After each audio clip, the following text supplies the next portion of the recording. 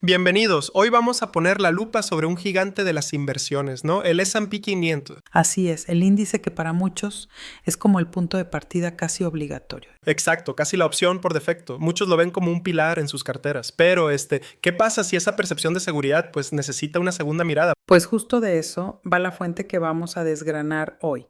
Plantea eso. Si el índice más famoso del mundo podría estar mandando señales preocupantes. Señales como cuáles. Pues similares a las que se han visto antes de grandes correcciones, de caídas fuertes. Entonces, vamos a hacer una exploración a fondo, ¿no? Basada en este análisis que mencionas, que investiga si podríamos estar inflando una burbuja sin darnos cuenta. Exacto. La idea es buscar desmitificar algunas ideas que andan por ahí, identificar los riesgos que quizá no son tan obvios y, bueno, entender los argumentos clave. La misión, ¿cuál sería entonces? Pues entender qué hay realmente dentro del S&P 500 hoy por hoy y qué tendría que ocurrir para que veamos una caída seria de esas que quitan el sueño, digo un 40, 50% o hasta más. Híjole, sí, de esas que nadie quiere ver, exactamente. Y fíjate que el material que revisamos hoy está interesante porque recopila y sintetiza información de varias fuentes de peso, ¿eh? ¿Como cuáles? Se mencionan análisis de firmas como JP Morgan, académicos como Ashwath Damodaran, estrategas tipo Michael Mauboussin, papers de investigación. O sea, busca ir más allá de la opinión superficial. Claro, no es nomás una corazonada. Para nada. El propósito no es jugar a ser adivinos, sino entender a fondo qué implica comprar este índice hoy, qué riesgos están asumiendo, a veces sin saberlo, y cómo podríamos, pues, pensar en protegernos si hiciera falta. Perfecto. Pues empecemos por lo básico, ¿no? Según la fuente, ¿por qué se ha vuelto tan popular el S&P 500? Parece que está en todos lados. El análisis apunta a varias razones clave. Primero, la facilidad para invertir. O sea, gracias a pioneros como John Bogle y la creación de Vanguard. Ajá, los fondos indexados. Exacto. Surgieron productos que permitían replicar el mercado de forma súper sencilla y barata. Eso, pues, democratizó el acceso drásticamente. Sí, eso cambió el juego totalmente. Y luego agrégale el boom de la información en línea, las redes sociales, todo eso ha hecho que la estrategia de comprar el índice se difunda masivamente. Es un mensaje simple, atractivo. Fácil de entender y de comunicar. Claro. Y además no podemos olvidar los rendimientos históricos, que son impresionantes. La fuente menciona un promedio anual compuesto que anda entre el 7% y el 10% en el último siglo. Nada mal a largo plazo. Nada mal. Y encima, el bajo costo de los ETFs y fondos indexados que lo replican. O sea, es fácil de vender y fácil de comprar. Tiene todo el sentido. Pero aquí viene un punto importante que recalca la fuente. Parece que mucha gente invierte sin saber exactamente qué está comprando. O sea, ¿qué significa realmente invertir hoy en el S&P 500? Pues fundamentalmente es invertir en las 500 empresas más grandes de Estados Unidos por capitalización de mercado. Pero, y esto es crucial según el análisis, el índice no es una foto fija. ¿A qué te refieres? Lo describe como darwiniano. O sea, las empresas entran y salen constantemente. Las líderes de hoy, como Apple o Microsoft, pues no eran las dominantes en 1980 y ni se diga en 1960. Claro, va cambiando con el tiempo. Exacto. Un ejemplo que se cita es Nvidia, que ahora está en la mera cúspide, mientras que Tesla, otra de las grandes hoy, entró al índice hace relativamente poco, menos de una década. Y eso nos lleva entonces a uno de los puntos calientes del análisis, la concentración actual. Se habla de que un porcentaje enorme, ¿no? Entre el 30% y 40% del índice. Así es, está en manos de solo 7 compañías: Apple, Microsoft, Amazon, Nvidia, Meta, Tesla y Alphabet Google. Las famosas 7 magníficas. Exactamente. Y esto pues genera preguntas. ¿Es esta una señal de burbuja? ¿Podemos seguir llamándolo diversificado? Es la pregunta del millón y la fuente la aborda de forma bastante matizada, fíjate. A ver, por un lado, argumenta muy claramente que la concentración por sí sola no es sinónimo de burbuja. Nos recuerda que hay otros mercados internacionales que están todavía más concentrados. Ah, sí, ¿como cuáles? Por ejemplo, cita que el top 10 de empresas en Suiza representa cerca del 70% del índice. 70%. En Francia, donde es el 60%. En Australia, el 50%. Alemania, el 40%. Órale, no tenía idea de esos números. Y nadie anda diciendo que todos esos mercados estén necesariamente en burbuja solo por eso. Incluso menciona el caso histórico de Nokia, que llegó a pesar casi el 80% del índice finlandés en su apogeo. Wow, 80%, una sola empresa. Imagínate. Ahora bien, dicho esto, el análisis sí advierte con mucho énfasis sobre el riesgo inherente de esta concentración. Es lógico, ¿no? Sí, supongo que sí. Si esas pocas empresas gigantes tropiezan fuerte, pues van a arrastrar al índice entero con ellas. El impacto es mucho mayor que si el peso estuviera repartido más equitativamente entre 500 compañías, donde cada una pesaría un 0.2%, o sea, nada.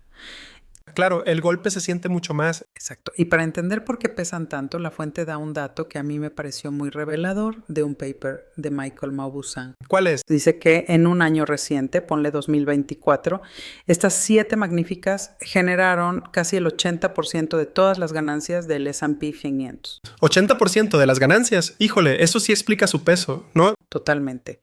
Ayuda a justificar su peso en el índice. Pero ojo, no elimina el riesgo de que si ellas caen, cae todo.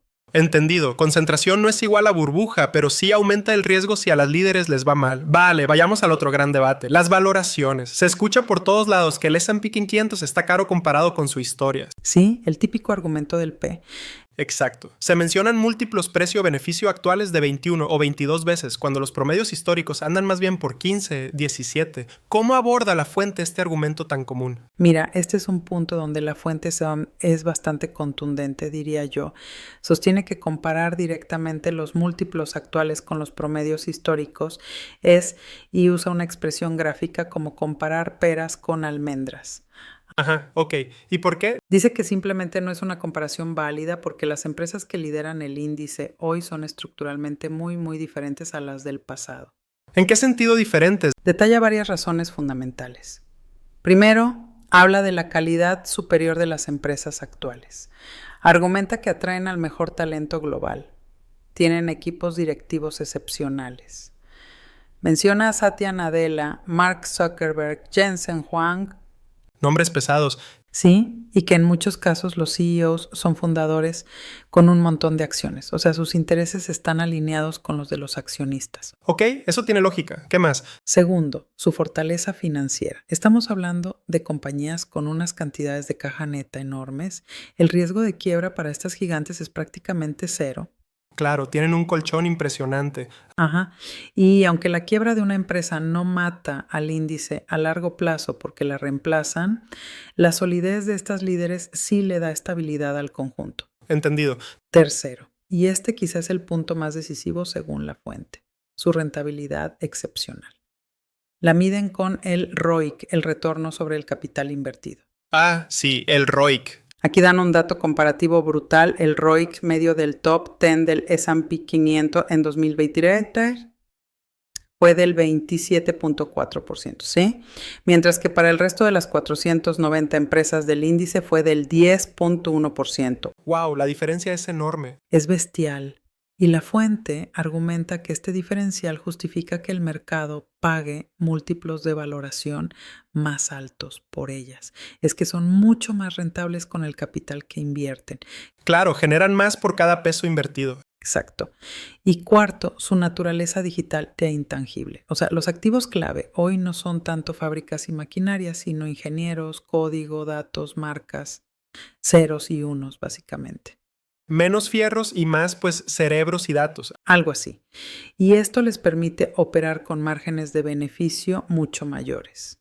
Cita que el margen neto promedio del S&P 500 pasó del 5.3% en 1995 al 10.5% actualmente, casi el doble. Es un cambio estructural importante. Y además, mayor eficiencia de capital.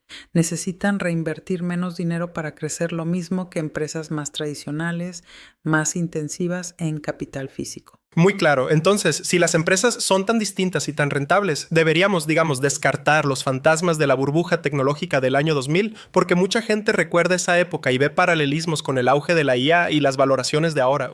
Sí, la comparación con el 2000 es inevitable. ¿Qué dice la fuente para calmar esa inquietud? Pues traza una línea muy, muy clara entre las dos situaciones. Las califica de radicalmente diferentes. En el 2000, el boom estaba lleno de empresas que apenas tenían ingresos y ni hablar de beneficios o flujo de caja. Puras promesas y un punto come en el nombre. Exacto. Se valoraban por eso, por la pura promesa. Hoy, las líderes del S&P 500, las 7 magníficas, son máquinas de generar efectivo. Tienen beneficios récord, flujos de caja masivos, se autofinancian y encima devuelven capital a los accionistas recomprando acciones. Nada que ver con las .com de antes. Nada que ver. Para ilustrarlo, la fuente cita datos de FactSet que muestran que en una comparación reciente, año contra año, ponle Q2 2025 versus Q2 2024, los beneficios de estas 7 crecieron un 26.6%. 26%. Sí, mientras que los del resto del índice crecieron un 8.1%. La diferencia es muy notable. Vaya que sí. Por todo esto, el análisis distingue con cuidado entre una burbuja que asocia con irracionalidad, como la crisis de los tulipanes o esas .com sin ingresos, y lo que llama valoraciones exigentes. Ok, valoraciones exigentes. ¿Sí? Concluye que las líderes actuales, por sus características únicas de rentabilidad, crecimiento, solidez, pues merecen cotizar a múltiplos más altos que la media histórica. Podrían estar caras, sí, quizá algo sobrevaloradas temporalmente, pero no necesariamente en una burbuja especulativa irracional como la del 2000. Entendido. Ahora, hablemos de la inteligencia artificial. La IA, otro factor que está en boca de todos. Considera la fuente que la IA está inflando artificialmente el mercado, creando una nueva burbuja. Mira, la perspectiva que ofrece el material es que la IA como tecnología fundamental no parece ser una burbuja en sí misma. No. ¿Por qué? Argumenta que ya está empezando a demostrar mejoras concretas en productividad. Cita estudios y comentarios de líderes como Satya Nadella sobre esto. Se ve como un cambio tecnológico que podría ser tan o más revolucionario que cuando llegó Internet. Palabras mayores. Sí, y lo importante, las grandes tecnológicas ya están generando beneficios tangibles relacionados con la IA.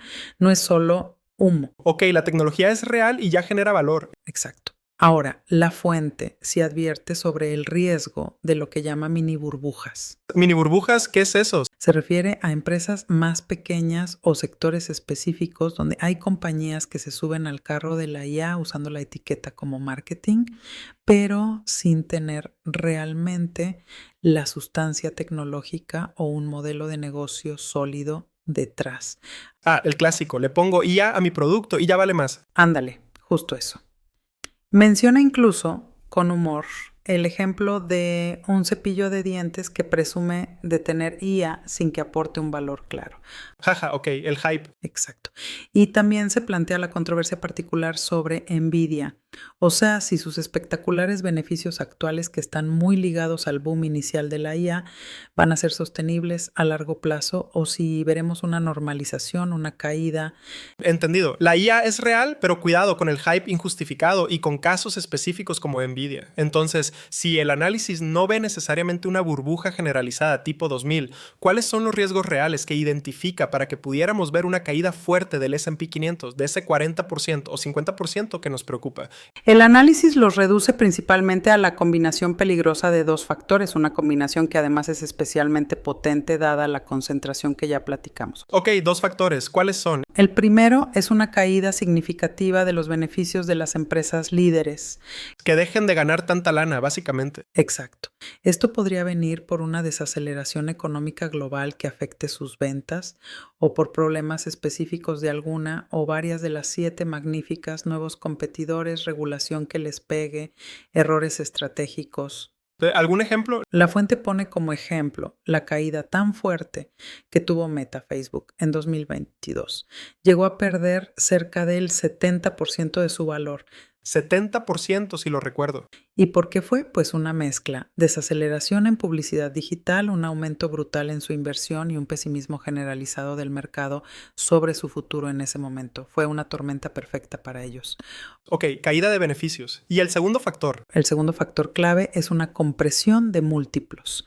Compresión de múltiplos, ¿cómo es eso? Ocurre cuando el mercado, por un cambio en el sentimiento general, porque aumenta la percepción de riesgo o porque bajan las expectativas de crecimiento futuro, decida pagar menos por cada dólar de beneficio que generan las empresas. O sea, aunque sigan ganando bien, la gente ya no está dispuesta a pagar tanto por sus acciones. Exactamente. El múltiplo P o el que uses se contrae, baja. Y aunque los beneficios no caigan tanto, el precio de las acciones sí lo hace porque el múltiplo se comprime. Entiendo. Caes el precio, aunque las ganancias aguanten más o menos. Así es. Y aquí es donde la concentración actual actúa como un amplificador. ¿Te das cuenta? Claro. Si estos dos factores, caída de beneficios y compresión de múltiplos, golpean al mismo tiempo a las pocas empresas que dominan el índice, el efecto en el S&P 500 va a ser mucho mayor. Sí. Magnificado, exacto. El análisis también menciona como un riesgo relacionado el enorme gasto en CAPEX. CAPEX, o sea, la inversión en infraestructura, ¿no? Servidores, centros de datos. Justo eso, las tecnológicas están invirtiendo cantidades brutales en infraestructura para la IA. Y el riesgo es qué pasa si los retornos económicos de esa inversión masiva tardan mucho en llegar. O si nunca llegan como se espera. Exacto. O también mencionan algo más técnico. Si hay cambios en cómo se contabiliza la depreciación de esos activos, sugiere que algunas empresas podrían estar extendiendo la vida útil contable de los servidores para reducir el gasto que reportan a corto plazo y así inflar un poco los beneficios. Trucos contables que podrían afectar la percepción. Podrían. Todo eso podría afectar negativamente los beneficios reportados y por ende la percepción del mercado. Aunque bueno, para poner las cosas en perspectiva también se recuerda, citando inversores como Peter Lynch, que las caídas fuertes son pues históricamente una parte normal del ciclo del mercado. No son el fin del mundo aunque duelan.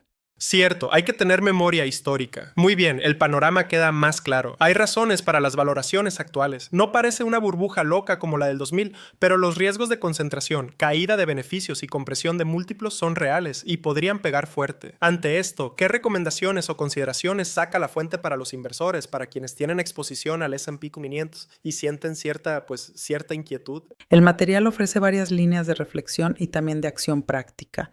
La primera, y suena básica pero es fundamental, es el autoconocimiento. Conocerse a uno mismo como inversor. Exacto. Evaluar tu propio horizonte temporal. No es lo mismo invertir para la jubilación dentro de 30 años que para comprar una casa en 3. Y también tu tolerancia personal al riesgo y a la volatilidad. Claro, ¿cuánto aguantas ver tu cartera en rojo? Justo. Una caída del 40% duele siempre, pero su impacto real depende mucho de cuándo vas a necesitar ese dinero. Y también preguntarte honestamente si te sientes cómodo o no con la composición actual tan concentrada del índice. Igual y no es para todos. Buen punto. Si no estás cómodo, ¿qué haces? Pues si esa concentración te genera incomodidad, la fuente sugiere explorar una diversificación que vaya más allá del S&P 500 estándar. O sea, no poner todos los huevos en esa canasta, aunque sea grande. Exacto.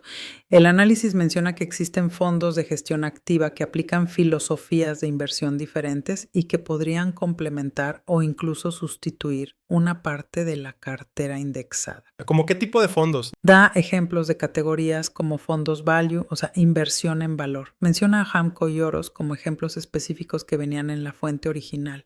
También fondos quality, que buscan empresas de alta calidad, fondos growth, de crecimiento, menciona Emérito Quintana, o incluso alternativas en renta fija, como los de Gabriel Castro. Claro, cada uno de estos enfoques tiene sus propias características, su filosofía y sus riesgos, que hay que entender bien. Diversificar de verdad, buscando enfoques distintos. Sí, y un punto muy interesante que destaca la fuente es su crítica a la idea de usar el índice MSCI World como una forma de protegerse o diversificar el riesgo del S&P 500. Sí, mucha gente piensa que invirtiendo en el MSCI World ya estás más diversificado globalmente. Pues la fuente argumenta que esto puede ser una falsa sensación de seguridad. ¿Por qué? Porque el MSCI World, aunque es global, sigue teniendo una ponderación altísima en acciones de Estados Unidos, cerca del 70%. 70%. Sigue siendo mucho Estados Unidos. Muchísimo. Y por lo tanto tiene una exposición muy elevada a las mismísimas 7 magníficas, como del 30% del índice. Entonces, según este análisis, invertir en el MSCI World no reduce significativamente tu dependencia del comportamiento de esas pocas empresas clave ni los riesgos específicos que ya comentamos. Órale, eso es un punto importante a considerar. No es la panacea de la diversificación que algunos creen. Parece que no, según esta perspectiva. Y finalmente, El mensaje central que creo que transmite la fuente es la importancia vital de entender qué tienes realmente en tu cartera. Saber en qué estás invirtiendo. Exacto. No se trata de adivinar el futuro, sino de investigar y comprender la composición, la filosofía, los riesgos de cualquier índice, fondo o activo antes de meter tu dinero. No comprar a ciegas solo porque algo está de moda, es barato o parece fácil. El famoso FOMO. Ándale, evitar el FOMO y el pánico. Si una inversión te genera inquietud, la fuente usa la expresión. Si te revuelve el estómago, es señal de que necesitas investigar más, contrastar argumentos y no tomar decisiones basadas en el miedo o solo por seguir a la manada. La formación y la comprensión son las herramientas clave. Totalmente de acuerdo. Perfecto. Resumiendo entonces el análisis detallado que hemos explorado hoy, la alta concentración y las valoraciones que parecen elevadas del S&P 500 no son vistas por la fuente como una señal inequívoca de burbuja irracional. Ajá, hay argumentos detrás. Se argumenta que las características únicas de las empresas líderes, su rentabilidad, solidez, los intangibles y el potencial transformador de la IA justifican en gran medida la situación actual. Pero, y es un gran pero, esto no elimina los riesgos. Son muy reales y vienen principalmente de la posibilidad de una caída de beneficios o una compresión de múltiplos en esas pocas compañías dominantes. exacto. Y el impacto de eso se vería magnificado por la propia concentración del índice. Y bueno, como nos recuerda la historia, las caídas significativas pueden ocurrir y ocurren, no hay que olvidarlo. La idea fundamental que nos deja esta exploración es que la comprensión profunda de lo que uno posee es la mejor defensa en un entorno de inversión que siempre es complejo e incierto. Saber dónde estás parado. Justo. Y quizá una reflexión final que se desprende de todo esto es, en un mercado cada vez más dominado por un puñado de empresas con características tan extraordinarias, tan fuera de serie, y por una tecnología tan disruptiva como la IA, ¿realmente siguen siendo los parámetros históricos de valoración la vara de medir más adecuada? Buena pregunta. ¿Sirven las reglas viejas para un juego nuevo? Ándale. O alternativamente, deberíamos centrar más nuestro análisis en evaluar la durabilidad de las ventajas competitivas de estos gigantes, su capacidad real de seguir generando crecimiento en el futuro, más allá de si el múltiplo es 15, 20 o 25. Enfocarse más en la calidad y el futuro que en la foto histórica. Podría ser. La pregunta que queda flotando y que cada inversor debe ponderar es ¿qué factores, ya sean tecnológicos, regulatorios, competitivos, económicos, podrían realmente desafiar el dominio que hoy parece incontestable de estas compañías en la próxima década? Híjole, esa es la pregunta clave para el futuro. Exacto. Y eso es algo sobre lo que vale mucho la pena reflexionar. Gracias por seguirnos. Esto es Nova Podcast. Nos vemos pronto. Gracias. Hasta la próxima.